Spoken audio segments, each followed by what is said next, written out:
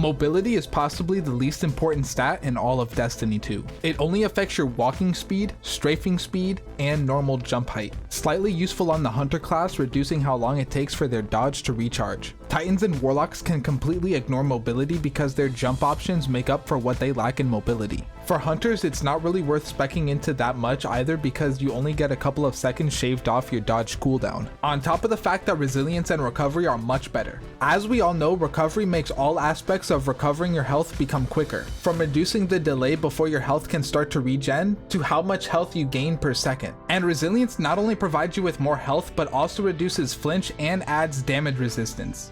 Back in Season of the Haunted is when resilience got buffed to provide the player with damage and flinch resistance.